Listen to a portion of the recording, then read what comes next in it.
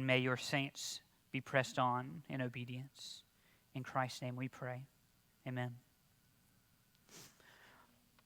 The last 3 weeks we have been working through the book of Hebrews, and it has been arguing for the superiority of Jesus to all else, to all other pursuits of salvation, even that which was provided through the Old Testament in the Mosaic covenant, that even what was accomplished under that time period has now faded as a shadow of what was ultimately revealed in the Son, Jesus Christ. He is God's superior word and revelation and salvation. And so believers need to endure in that hope, and unbelievers need to turn from sin and trust in that hope. So Christ is the final and superior word from God, and all that God is going to do to save mankind is tied up in the person and work of Jesus. So whatever you do, argues Hebrews, don't drift away. It's the argument, as Matt summed it up so well several weeks ago.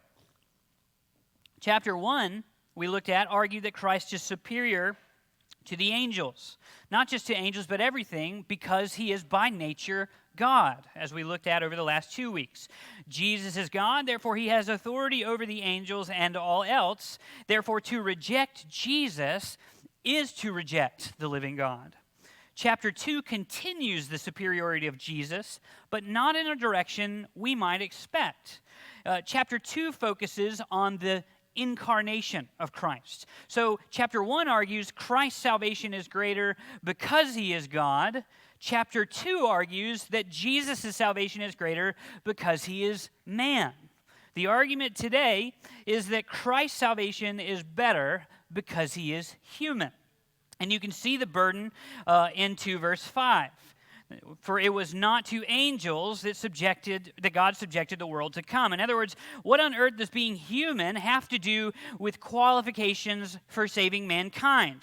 And especially if there are angels available. How could the salvation provided by a man compare to that of an angel? And that's the direction or the transition the author is making this morning.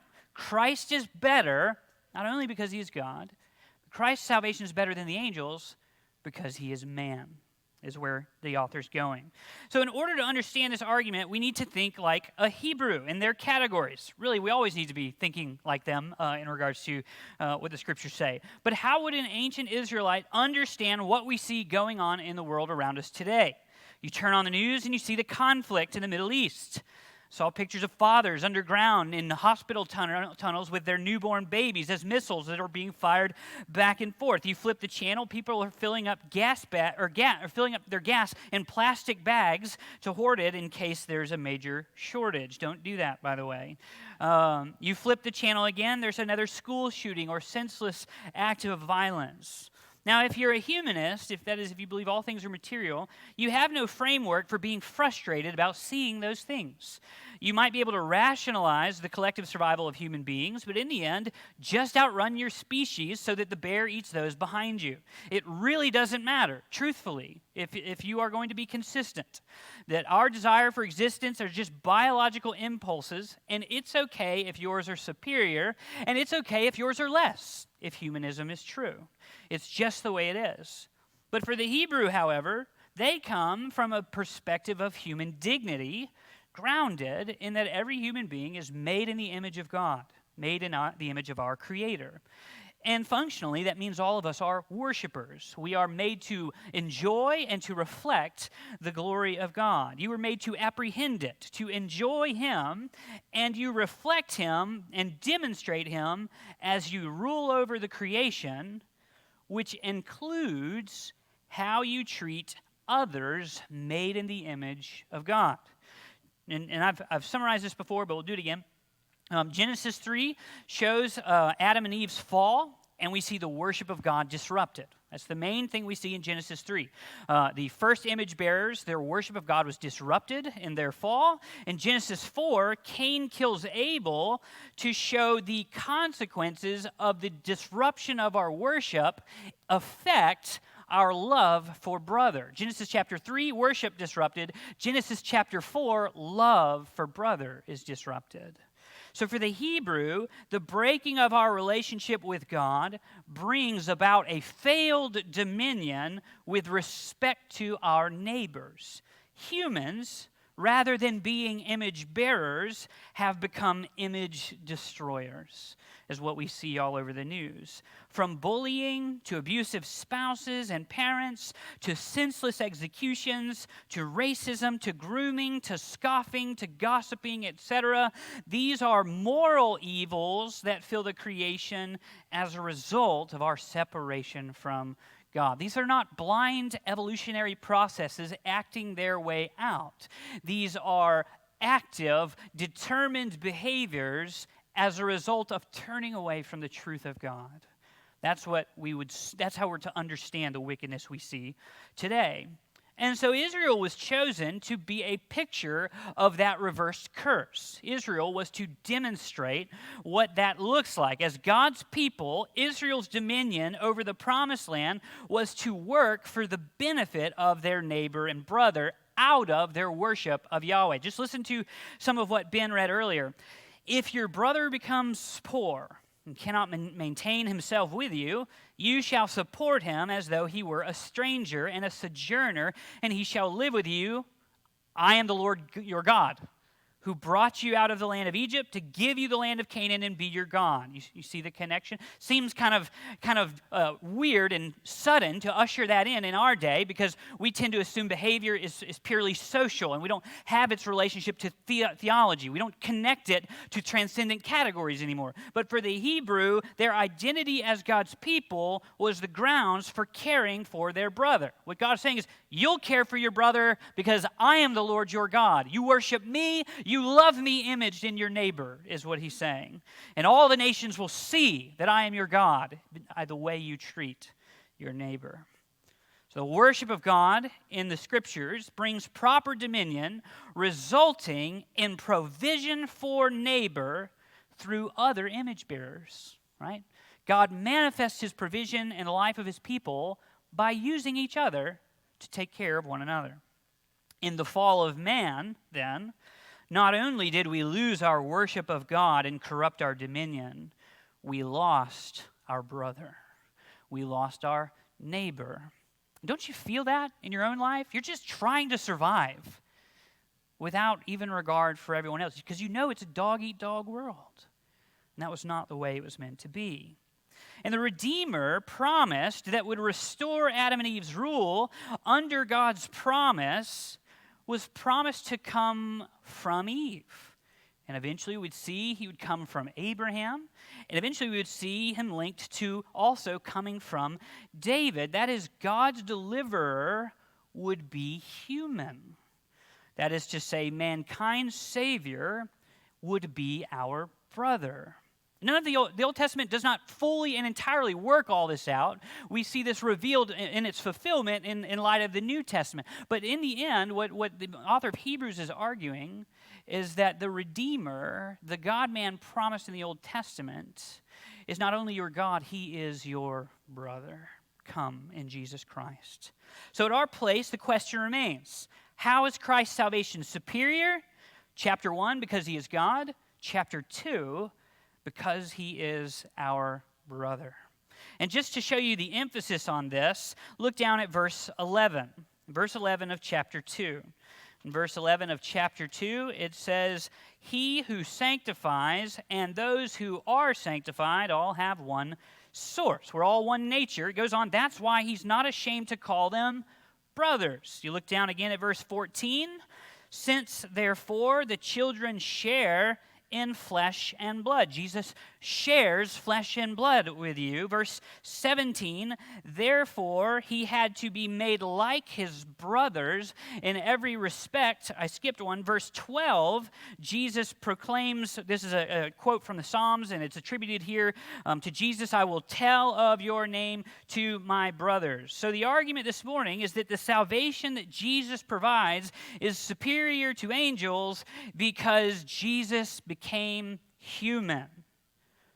You have a brother in the one who saves you. He is your God, and he is not ashamed to be your brother. So friends, this morning the question, do you trust your brother? Do you trust your brother? Let's start with verse 5. For it was not to angels that God subjected the world to come, of which we are speaking. The author, throughout his sermon, is going to argue for what he calls here the world to come. In Hebrews 9, verse 15, this is described as the promised eternal inheritance. In Hebrews 11, 9 to 10, we're told that while Abraham lived in the land of promise, he was looking forward to the city that has foundations, whose designer and builder is God, thus distinguishing Abraham's hope from the promised land. Summarizing this in the Old Testament, in Hebrews 11, verse 13, the author of Hebrews writes, "They were strangers and exiles on earth. They are seeking a homeland. If they had been thinking of that land from which they had gone out, they would have had opportunity to return. But as it is, they desire a better country, that is, a heavenly one. Therefore, God is not ashamed to be called their God, for he has prepared for them a city." In fact, even God tells them in the Old Testament when they're getting prepared to go into the promised land, he says, here's how do you think of yourself while you're in the promised land. Leviticus 25, 23. You are strangers and sojourners with me. Hebrews 12, 22, this world to come is called the heavenly Jerusalem. Hebrews 12, 28, it's a kingdom that cannot be shaken. Two things that we are to get. What is the world to come? Well, number one, the world to come is the final, eternal state. And I get that from the verses that I've just read, but also you'll notice at your handout there, the very first definition I've given you is the world to come. There is no equivalent in our Old Testament to the phrase world to come. The earliest equivalent that we find is in the book of Enoch. And you can look it up there if you want to go research it. I've got the reference Enoch 71:12, and if you'll add all the way through verse 16, where it communicates that the Hebraic understanding in the intertestamental period, that's between the last prophecy of the Old Testament and the first word in the New Testament, the Old Testament understanding of the world to come, the Hebrew understanding, is that it is the eternal state. It is the finalized and eternal state. You can also look it up on the Jewish Virtual Library, the Britannica, elsewhere. There's agreement there. Now, it's also not only the final eternal state, but number two, it is an earthly state.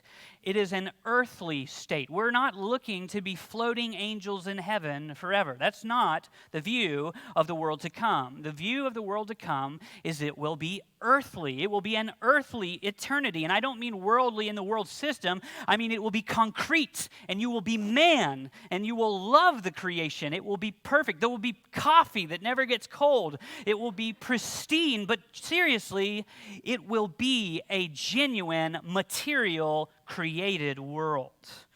Everything good about this creation, without tainting, without death, without corruption, without pain, without loss, it will be perfect.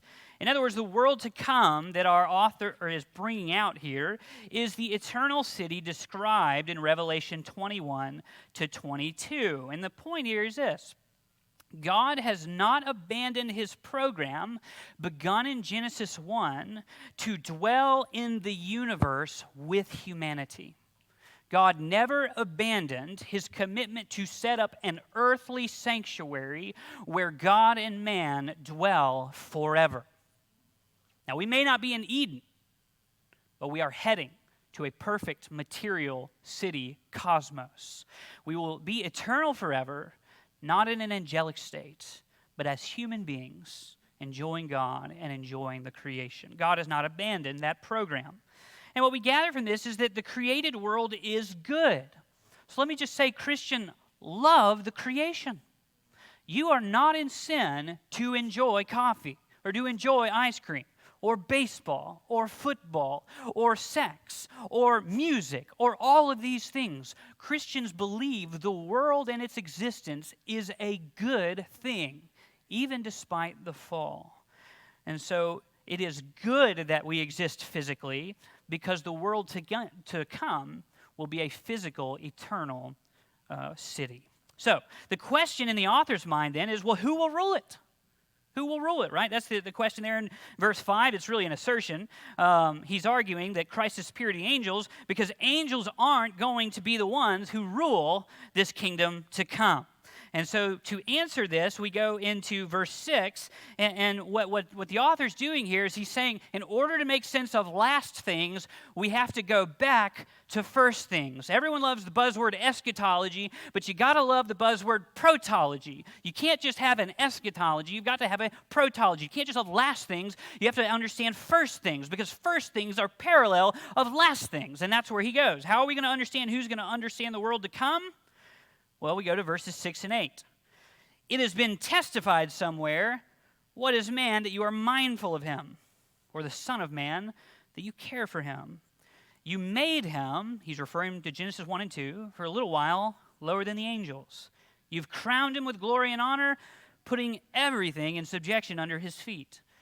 So this quotation is from Psalm 8, and the author knows that, right? He says it's been testified somewhere, kind of how we feel when you're trying to come up with a reference and you can't remember where it is. Well, he hadn't forgotten. The point through the book of Hebrews is he's not trying to give attention to the speaker because he's under the assumption that all of the Old Testament is inspired by God.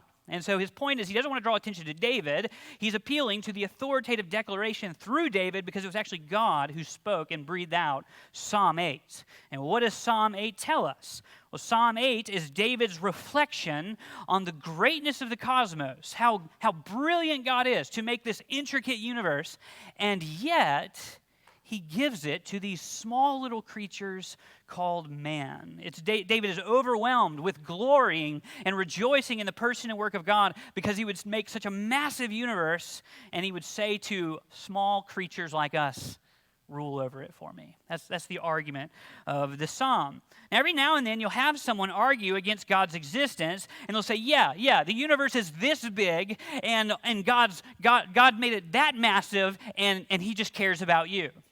Well, that wasn't the atheist argument first. That was David's argument, right? Listen to Psalm 8. When I look at the heavens and the work of your fingers, the moon and the stars, which you've set in place, and when I look at this, what is man? Not only what is man that you are mindful of him. You care about him. The Son of Man, that you care for him. So rather than disproving the existence of God, David is saying that's the whole point. It is incredible. This universe is huge. And God wants to make much of himself by putting little people on earth. So the psalm is celebrating the unique way in which God magnifies his name amidst all of the universe, and he chooses by his own will to make mankind his central focus. Now, what does this tell us? What does Psalm 8 tell us about Genesis? Well, it tells us that it's good to be a human. It is good to be human. Now stop and chew on that. It is good that you exist because God created you to care for you, to rule with you. And though we have squandered it in the fall, that does not change the fact that it is good you are alive. Teenagers, do you know that? Despite what social media may say, despite how rude friends can be on there, or your peers, whatever it is good that you exist because you are made in the image of God. Adults, do you know that? Do you know that about the person you're arguing with on social media? Do you know that about the person that you're slandering on the news or whoever else? It is good that human beings exist, and none of you have lost your worth despite the fall. It is good that you exist. The fall hasn't undone your value. Parents, I want to ask you specifically, do you make this connection for your children? I know we tell them, you better get your grades up, you better do well in sports, and what's going to happen is they're going to start to say, well, I'm my sports, or I'm my grades, or I'm my peers. You've got to take them back and say, child, son, daughter, it's good that you exist, period. Full stop. That's the tweet, whatever your end phrase is. Your children need to hear from you, nothing else. It is good that you're here because God made you. The fall hasn't undone your dignity and value. Your worth isn't tied to your work or its output. Your value isn't tied to other creatures' evaluation of your work. Your value comes because God made humans and said, every one of them is my image, and they are to rule the works of my hands for me. And this also explains why we don't desire a church that elevates either old people or young people. One of the reasons we don't want to be about a particular expression, whether traditional or contemporary, is because we don't want to miscommunicate who is welcomed here. I'm not trying to win you by your generation's style. You matter because you're made in the image of God. And you ought to treat your brother and sister that way, even if they're older or younger than you. That's what we're to be here, a picture of the world to come. Not basing our fellowship together based on one generation's values, but on the transcendent gospel who takes man and redeems him. I know a lot of young people, you think that you're on the new thing because your church is hip and cool and relevant, but it's going to die when those cultural values fade, and you're going to have to jump to the next one. It's the same for the older generations. It's happened with the ones that led with traditional values. The gospel must remain central, and our styles can change. Because what gathers us is the truth of who God is and who he's made us, and that he brings us together in the work of his Son, young and old, singing side by side, even if we're not as happy with the music. We love each other because the songs sing about what God has done. That's why we do what we do. And this is why abortion and racism and abuse and war and murder are so evil. And secularism can't say that. They don't have a category for it. They're like Ebenezer Scrooge. If they'd rather die, then they better do it. Decrease the surplus population. Muppets, Ebenezer Scrooge. He says that. But that really is the argument. If there really is a shortage or if there's a population crisis and we don't have enough food or whatever it is, why not let Thanos kill half the galaxy? It really doesn't matter if secularism is true. But it's not true, and none of us live like that. We know our value matters because you're made in the image of God. Buddhism gets it wrong when it desires nirvana. Nirvana is the ceasing of existence, right? Because existence means complexity and suffering, so nirvana is desired because it means let's cease to exist. There really are systems of logic where non-existence is to be prioritized over existence. What grounds the existence of humanity as a good thing is that God made us and said, you're my image, and you have dominion over the work of my hands. Your existence is great, even after the fall. The fall has not undone your dignity or the goodness of your existence. So build hospitals, fight for the unborn, stand up to bullies, oppose racism, put an end to abusers, speak truth in love, and weep for wars. Here's the importance of the first things and last things. The world to come is paralleled with the initial creation. Adam was made to rule over the first garden, the first cosmos. And what the argument of Hebrews is that the second Adam is going to rule over the world to come. See the parallel? That's the argument there. And look at verses 7 to 8.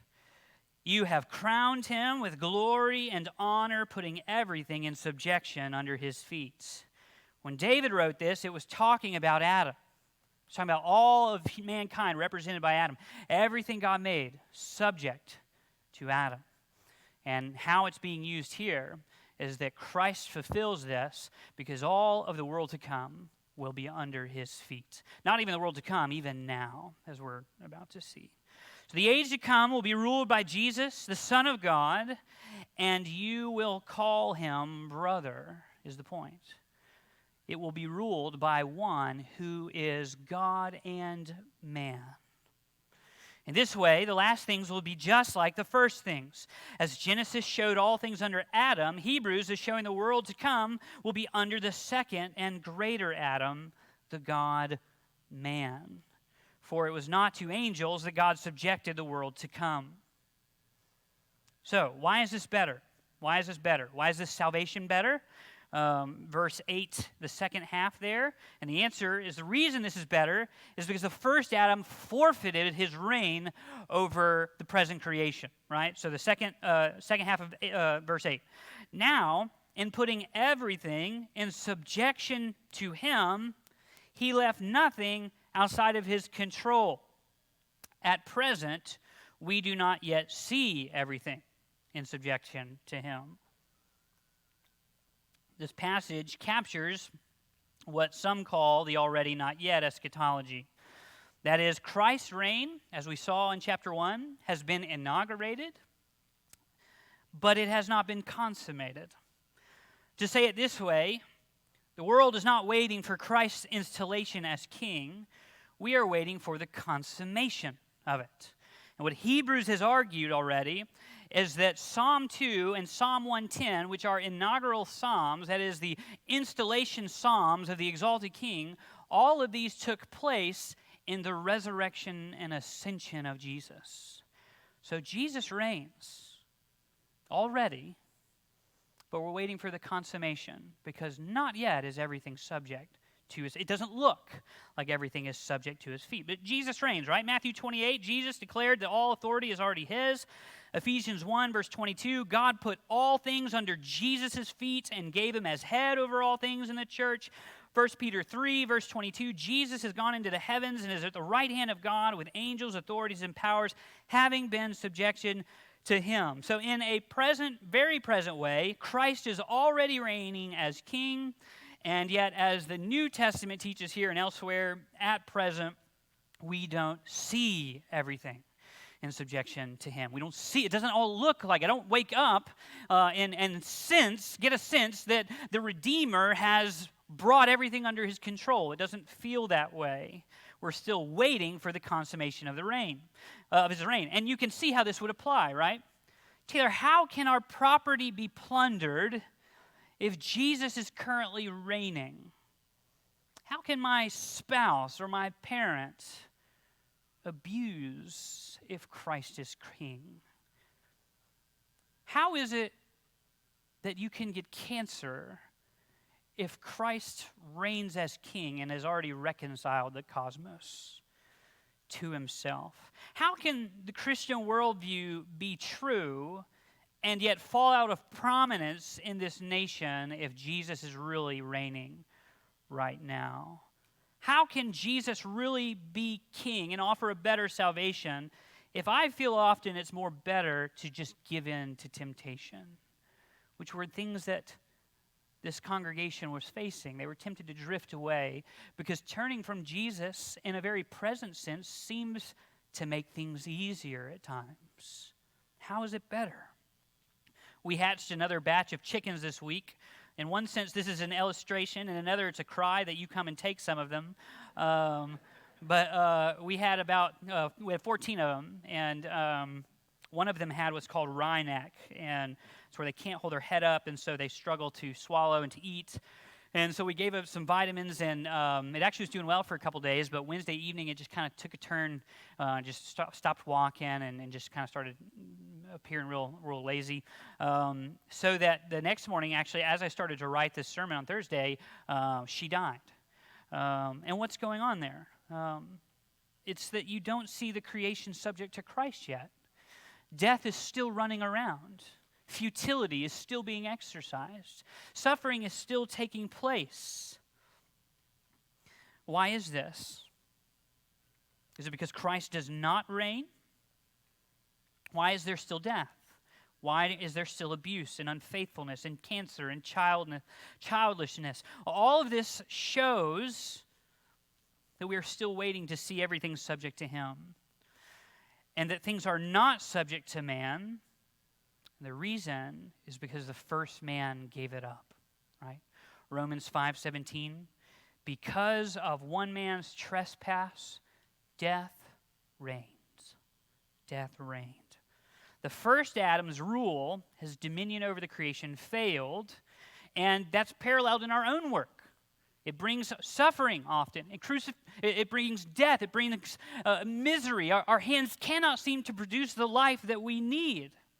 Some of us here might say, oh, not me. I'm a good person. You can't even control your eyes when a girl walks by. Or you say, not me. Teenager, you can't even go a week without lying to your parents. You say, not me. We know about your road rage. You can't even love God by the way you talk when you're driving down the road. And we know about your use of social media and sports to fuel your self-worship. We know about the fear of man that dwells in our hearts, and such that we can't even speak the truth to our coworkers because we're afraid of him who can kill the body, but not him who can cast the soul into hell. And all of these are effects of our failed dominion to let the rule of God guide our hearts in the way we treat each other, in the way we stand up for truth, in the way that we love one another. And so in one sense, Christians ought to be the biggest realists. We ought to be quick to acknowledge the difficulty of life in this world. We should not simply come with a, hey, suck it up, be joyful, okay, Jesus reigns. Instead, we should recognize suffering exists, and we should be prepared to take the gospel into those contexts and not just kind of happy, happy, joy, joy, get over it. The gospel is meant to enable us to put our arms around our brothers and sisters, not tell them to suck it up. We should be realists because our hands corrupt, our dominion has failed, and even though Christ's first advent installed him as king, the reality is the Christian should be first to say we still don't see it all under his dominion. It does not appear to be subject to Christ yet. But we do see something, is where he goes, right? Hebrews 2, verse 9. But we see instead him who for a little while was made lower than the angels, namely Jesus, crowned with glory and honor. Notice the installation as king there. We see him crowned with glory and honor because of the suffering of death, so that by the grace of God he might taste death for everyone.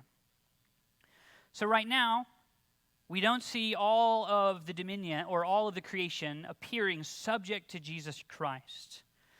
But we do see God in flesh subjecting himself to our death, is what he's saying. We see God putting on human flesh and giving himself, subjecting himself to the wage that mankind's dominion has earned. He was crowned with glory and honor. Jesus is installed as king over this and the next creation by paying the lien on the first creation. See that? See, in Israel, land redemption was possible, but it had to be a kinsman who would pay the cost for you. And like a poor man in Israel who lost his property, all human beings have forfeited our right to have dominion over this creation. We've all forfeited it. It was forfeited first in Adam, and it is demonstrated as forfeited in our own lives, in our own sin. As Romans 6:23 tells us, the wages of sin is death. There is a death debt that stood against humanity. How then is Jesus a better salvation than angels? Wouldn't it have been better if when he came, God had just immediately subjected everything under his feet? No. That would have meant eviction to the earth's present tenants. That would have meant eternal removal of our existence from the creation because we have an unpaid debt. Man was not right with God. So we had no right to inherit this creation permanently. So how then is it better than seeing everything under his feet? Because we see Jesus himself, who for a little while was made lower than the angels, crowned with glory and honor. Why? Because of the suffering of death, that he might taste death for you. He became a brother beforehand. He willingly made himself incarnate in the flesh so that he could die a death that redeems the debt that you owe. Jesus is unashamed to put on human flesh, and he puts it on for the sole purpose of dying in that flesh. In the beginning, we asked, well, what on earth makes it better about being human in Jesus? How does that make him save us in a way that's better than angels? Because we need saving from a debt tied to human flesh. The only way it could be paid is if there was a human worthy of paying this debt in their body. And so God says, I'll do it in human flesh. Unless flesh pays, debt remains. So why did Jesus become human? Look down at verse 10. We're sneaking ahead. For it is fitting that he, for whom and by whom all things exist, bringing many sons to glory, should make the founder of their salvation perfect through suffering. He died in flesh to bring you into his inheritance with him. He didn't have to do it. He would have been right to have come and just smashed the nations. But instead, he comes in flesh to say, brothers and sisters, I have paid the way. Come with me. Reign with me forever. No angel can do that for you. Jesus' rule is superior, and his salvation is demonstrated in his becoming human. Having himself not earned death, he gave his earthly dominion to subject himself to death, to undo the debt tied to your flesh. You don't owe anything else anymore, sinner. He took it. Come to him, the God-man, your king, your brother. So who is fit to rule the world to come? Only Jesus. Only his dominion has upheld the glory of God and the pursuit of his mercy towards his fellow brother. The point here, mankind, is you have a brother who has fulfilled the law of God. He has provided for you. What you lack in obedience and righteousness, he came with to exchange and give to you so that you would give him all of your sin and a man be crucified in your place. Therefore, he will reign in the world to come.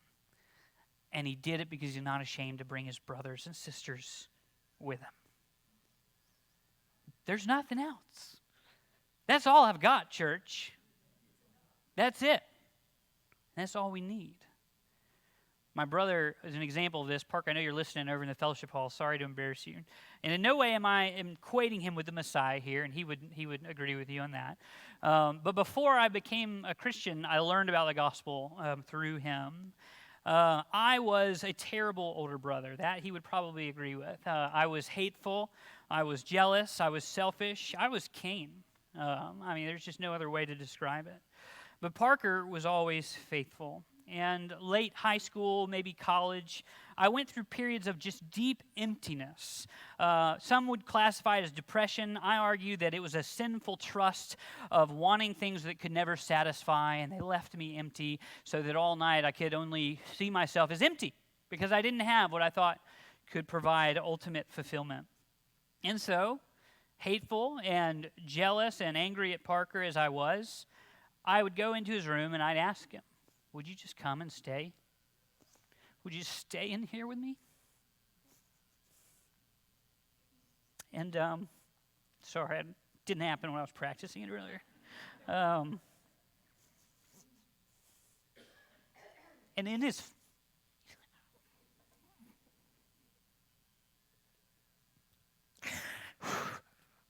He's alive. He's just right over there. He's fine. But he would take it upon himself to be exhausted the next day to just stay up with me. It's such a small picture. This is not a big deal as I'm making it. But he was a brother to me. And the point of Hebrews is that in a world where you feel that no one has your back, God became flesh to be your brother and to take the burden you cannot pay. You can't pay it. Jesus put on flesh in the jaws of death in your place so that as you march towards your inevitable death, you would know it only brings freedom. Christ carried it for you. You have a brother, a perfect man who fulfilled the law by loving God, but also by loving you. And get this, Jesus' righteous rule obligates him to God's inheritance. And as a man, he has won your right to share in that inheritance with him. No angel can do that. Now, there's another theme in Leviticus 25 that's being picked up here. Ben mentioned the Jubilee law earlier. Jubilee is introduced in Leviticus 25 right next to the kinsman redeemer. And every 49 years, let's go back a little bit. A Sabbath year is 7 years. So 6 years, 7th year, the land would rest. And Jubilee was 7 Sabbath periods, 49 years. Every 50th year was a Jubilee year where in Israel, debts were forgiven and you returned to your property. In Hebrews 2, verse 6, Psalm 8 is quoted using the phrase, the Son of Man. And the Son of Man, of course, is the title that Jesus bestows upon himself from the book of Daniel. And the reason I point this out this morning is because I think most often you read the prophecy in Daniel as disconnected from Jesus' first advent. And the reason I say that is in Daniel 9, verse 24, Gabriel comes to Daniel, who has just fulfilled the priestly role in Leviticus 26 of confessing the sins of the nation. And Gabriel is sent in response to Daniel's piety. And he promises him this cryptic period of 7 70s. 7 70s, which literally means, if you care about the literal reading of the text, 490 years. So whatever Gabriel's promising in regards to atonement and the putting away of sin is to be consummated in 490 years. Well, what is 490 years? Well, to an Israelite, what is 7 sevens? Well, it's the Jubilee period. So what's 490 years? It's ultimate Jubilee. You can't stretch that prophecy out for more than 490 years and keep the literal rendering of the language. Now, I'm not saying there isn't other things elsewhere in Scripture that can be used for a particular eschatological calendar, but it's not there in Daniel. What Gabriel was telling Daniel in Daniel 9, verse 24, is that in 490 years, and the start date is a bit debated, but in 490 years, someone would come announcing and accomplishing ultimate Jubilee. This is mentioned in Isaiah 61. In Isaiah 61, verses 1 to 2. The Spirit of the Lord God is upon me, because the Lord has anointed me to bring good news to the poor. He sent me to bind up the brokenhearted, to proclaim liberty to the captives, and the opening of the prisons, to show those who are bound, to proclaim the year of the Lord's favor. How did Jesus make his opponents angry? He read that passage and said, "Today, this is fulfilled in me." Why is Christ coming in the flesh so important in the Hebrews argument? Because as Gabriel prophesied, as Isaiah prophesied, as Levitical categories spoke of Jubilee, when Jesus died, the author of Hebrews argues, he appeared once for all at the end of the ages to put away sin by the sacrifice of himself. So Christ, having been offered once to bear the sins of many, will appear a second time, not to deal with sin, but to save those who are eagerly waiting for him. Hebrews is saying that there has been an inauguration of Jubilee. Forgiveness is proclaimed to everyone here today who wishes to enter the world to come by turning from sin and trusting in Jesus Christ. It comes because it was accomplished in the humanity of Jesus, crucified in your place. You are forgiven today. Do you believe? Now, lest someone claim this is Taylor's funky eschatology talking, I'd like to read a little from Jim Hamilton, who I would argue is one of the best premillennialists alive today. In regards to Daniel 9, he writes, "A period is prophesied from the rebuilding of the city to the coming of Messiah the Prince. In my view, this predicts the crucifixion of Jesus the Messiah, where salvation was accomplished. Daniel prophesied the period of time between his own day and the coming of Messiah Jesus. What Hebrews is saying is that what the Old Testament proclaimed as future, Jesus has fulfilled. He has redeemed. He has begun the year of the Lord's favor. He has been inaugurated, and so we're now waiting for its fulfillment. But today, as long as his rest remains to be entered, don't harden your heart and run for something else. There is nothing else. Debts forgiven, been set free. Come to him and don't get distracted. He has won for you the right to rule with him and the world to come. So come, follow your brother. Trust him who was crucified on your behalf. A few applications real briefly. Number one, because Jesus is the rightful ruler of the world to come, he will be the ruler who judges all who refuse him. That's the warning in 2 verses 1 to 4. Because Jesus is the king of the world to come, you will face his wrath should you refuse to follow him. Number two, in one sense, and this will sound, buzzards are going to go off when I say this, and that's a good thing, but hear me. In one sense, we should commend humanists for seeking salvation among mankind. It is right for human beings to seek a deliverer amongst us. It's a biblical instinct because God promised to raise up a deliverer, but we must also offer correction. Death is our great enemy, and we must ask, who among us is qualified to save us from it? Who do you know? Whose money can qualify them to escape death? Whose intellect can qualify them to escape death? Whose talent can enable them to escape death? No one. If the hope you are seeking or offering cannot conquer death, that person is not worthy of worship. That is, everything a humanist puts before you as one who can save you is inadequate and futile. In other words, what good is it making someone smile on your way to hell? Instead, we come preaching a complete salvation.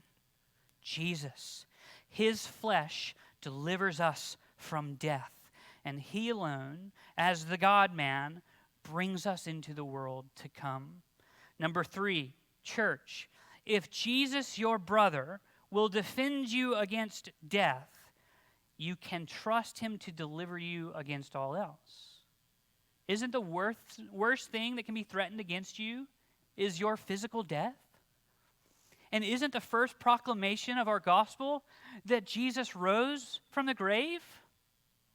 And so if you can trust Jesus to take on the worst thing that can happen to you, you can trust him to endure to the end because he'll carry you through everything else. Number four, I think we have a major fear of failure in our culture. Part of what's driving the lack of employees, young workers, is a fear of failure and out of the inadequacies of the work of their own hands. We must teach ourselves and young people their value is not tied to what they produce with their hands. It's the work of Jesus' hands that bring rest. And what that does is that creates space for us to work and fail. Because you are not your failure. Your hope is the work of Jesus' hands. So despite your inadequacies, despite your shortcomings, you keep your eyes on Jesus, whose dominions will usher in the perfect world to come. And you fumble as best you can with your own work now. Work is good. It doesn't define you. So despite your fear of failure, take risks. Work. Advance the gospel, even if you mess it up. Because your hope is Jesus' dominion. Your brother's dominion is what works restoration that ushers in the age to come. Lastly, on the subject of empathy, there's a rise of interest in this topic, and it's often used to make a law against believers. Unless the church becomes like me in every way, unless they empathize with me, they cannot minister to me. You see this in our worship discussions. You see this in age-graded ministries. You see this in discussions about trauma. In a variety of ways, the topic of empathy has been used to enslave the church to one's individual expectations. But the confusion is that making the church the source of empathy is an idol. The church cannot save you by becoming like you. Only Jesus can. So we don't preach ourselves. We're not going to, we'll labor to be empathetic, but we're not going to do it in a way that atones for you or satisfies you. Instead, we preach Hebrews 4. We don't have a high priest who's unable to sympathize with our weaknesses, but one who in every respect has been tempted as we are, yet without sin. Let us then together with confidence draw near to the throne of grace, that we may receive mercy and find grace to help in our time of need. The church does not exist to become like you or me. It exists to point us to the one who has, the one who's accomplished our redemption. And we are here to exhort one another, as long as it is called today, to cling to him. Do you know of a better hope? I don't. Who has loved us like Jesus, who, though equal with God, did not count equality with God, a thing to be grasped? Let's pray. Jesus, we praise you this morning that in eternity past, in full agreement with the Father and Spirit, it was chosen that you would put on frail flesh to become like your brothers and sisters, to purchase us, to redeem us. Lord, this is so high and hard for us to understand, but I ask for your grace to help us apply this to our lives. May it fill us with hope. May it fill us with a love for human dignity. May it fill us with joy over the God who reigns in total mercy and justice and righteousness. And may it fill us with hope for the age to come, that we would be busy laborers now, making much of this good news. You tasted death for us. Lord, may that fill all